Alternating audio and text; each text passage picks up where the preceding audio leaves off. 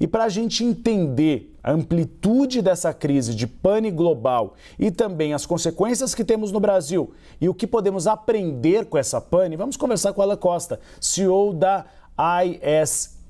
ISH Tecnologia, que é especialista em segurança cibernética. Alan, muito obrigado pela presença. Eu gostaria que você falasse um pouco do Falcon, desse sistema que acabou dando problema. Por que vários países dependem desse sistema e qual a importância dele? Maravilha. O Falcon, boa tarde aos espectadores, boa tarde, Gustavo. O Falcon é um sistema, é um software, né, que cumpre uma importante função quando nós falamos de proteção cibernética. A função que o Falcon se propõe a resolver é a proteção dos endpoints, como nós chamamos. O que são os endpoints? São os computadores que nós utilizamos, o notebook que eu estou usando agora para falar com você, os computadores que as pessoas usam na operação das empresas, na operação dos processos e assim por diante. E ao identificar o problema que aconteceu no Falcon, que foi um problema que gerou, na verdade, um crash do Windows, né? Aquela famosa, o pessoal de tecnologia conhece a tela azul da morte do Windows, né? E foi isso que aconteceu. A CrowdStrike, que é a empresa que comercializa essa solução chamada Falcon, ela liberou uma atualização e essa atualização, ao ser instalada, gerou todo esse problema em estações Windows. Estações Mac, estações Unix não foram afetadas. Como consequência, vários sistemas acabaram se tornando indisponíveis. E, na verdade, o que acontece não é que existe uma dependência do Falcon ou da CrowdStrike.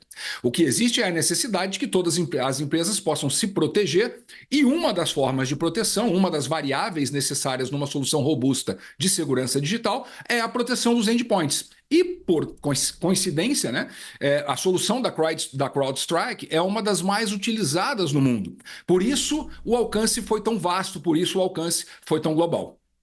Até essa expressão tela azul já ficou popularizado quando dá uma pane, quando alguém esquece alguma coisa e fica paralisado da tela azul, justamente por causa da Microsoft. Pensando nessa crise agora, o que ela nos ensina, CEO, é que a gente tem uma interdependência muito grande de tecnologia, que há uma necessidade de diversificar essas fontes de tecnologia, ou pelo menos nós termos um desenvolvimento de sistemas que não permitam que uma pane acabe afetando todo o sistema? Gustavo, uma pane como essa não deveria acontecer. Nós temos, quando nós falamos de tecnologia, um processo que o mercado conhece como Quality Assurance, ou assegurar a qualidade daquilo que está sendo instalado, daquilo que está sendo entregue. Por alguma razão que nós não conhecemos, evidentemente, este processo de controle e de teste preliminar antes de determinado software entrar em operação, ele falhou, que foi o que gerou essa escala global de problemas, né? E para piorar ainda mais a situação, como a Microsoft, que é uma empresa que é utilizada também pela ampla maioria das empresas do mundo, a Microsoft utiliza também a solução da CrowdStrike para a sua própria proteção e para a proteção da sua nuvem. E, portanto, ao ter uma falha nos sistemas da própria Microsoft, isso gerou indisponibilidade em sistemas da Microsoft que são utilizados mundo afora. A grande realidade hoje, Gustavo, é que nós estamos num mundo que é absolutamente digital. A gente antigamente podia falar de uma fronteira, né, que dividia o mundo físico do mundo digital. Essa fronteira deixou de existir já há bastante tempo e por isso é muito importante, algo que nós falamos no mundo de segurança digital, que as empresas, e mesmo nós como pessoas, como você disse, né, fui usar o meu aplicativo aqui do banco e não consegui usar. Nós todos dependemos disso, né? É muito importante que nós, tanto empresas quanto pessoas, elevemos o nosso nível de maturidade em cibersegurança. O que isso quer dizer? Isso quer dizer que nós precisamos, em primeiro lugar, nos informar melhor, estarmos atentos a tudo que está acontecendo no mundo e de antemão, assumir que segurança é algo que tem que ser tratado por design, por definição. Então, quando eu começo um novo projeto, segurança digital tem que estar no centro da discussão. Quando eu começo uma empresa nova, segurança digital tem que estar no centro da discussão. E para nós, para os espectadores que estão nos assistindo agora, segurança digital tem que estar no centro das nossas preocupações também, porque o mundo é digital e, como tal, a gente não tem como ficar imune aos potenciais ataques e incidentes que acontecem nesse mundo digital. Informação é poder, então tem muitas informações estratégicas de países que têm de ser protegidas e não podem vazar, por exemplo, para um ataque hacker. Se eu gostaria de entender exatamente este ponto, porque o governo brasileiro discutiu muito um sistema único único próprio de segurança digital para evitar que houvesse algum tipo de ataque hacker.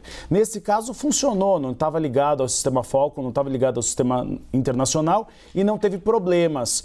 Quais são os benefícios e os prejuízos que o senhor analisa de os governos terem sistemas próprios?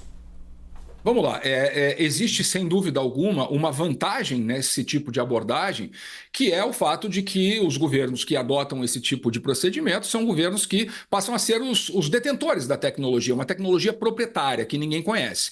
E, portanto, se ela é uma tecnologia proprietária que ninguém conhece, eu tenho uma camada de proteção adicional, porque os eventuais hackers, as pessoas que tenham a intenção de perpetrar um ataque, elas não vão ter tanta facilidade para encontrar caminhos. Quando eu uso soluções de mercado, os problemas que essas soluções têm, as vulnerabilidades, normalmente são mais conhecidos, o que facilita a vida dos hackers. Agora, como sempre, toda moeda tem dois lados. O outro lado dessa equação é que nós sabemos, o poder público nem sempre consegue ter o nível de eficiência e de investimento necessário, e segurança digital hoje é um tema que exige investimento e atualização muito veloz e constante.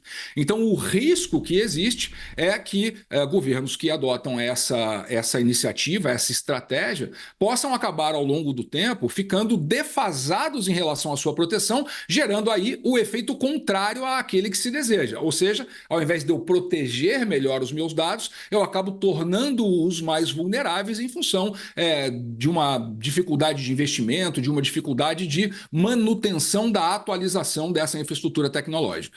O senhor explicou que é uma pane que não deveria ter acontecido, deveria ter havido mais testes em relação a esse sistema.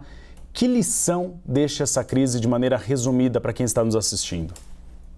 Eu acho que, de maneira geral, Gustavo, essa crise deixa para a gente como lição a necessidade de estarmos alertas o tempo todo e de termos muita precaução quando estamos falando de sistemas críticos, como sistemas de hospitais, de bancos, de companhias aéreas, antes de nós fazermos a instalação de novas soluções ou de atualização das soluções existentes. A própria CrowdStrike fez questão de comunicar através do seu CEO que não se tratava de um ataque cibernético, o que é verdade, mas não deixa de ser um incidente cibernético, um incidente de segurança bastante grave, porque nós temos três pilares, via de regra, quando nós falamos de segurança digital, né? Nós temos o pilar da confidencialidade, o pilar da integridade e o pilar da disponibilidade.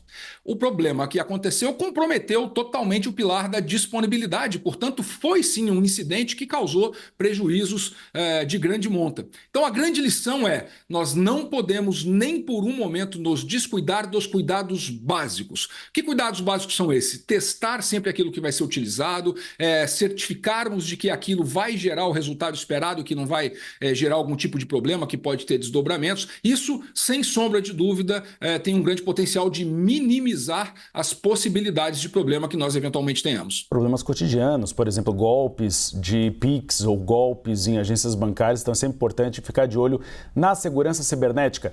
Eu conversei com Alan Costa, CEO da ISH Tecnologia, especialista em segurança cibernética. Muito obrigado pela entrevista esclarecedora, CEO. Foi um privilégio falar com vocês aí, um abraço a todos.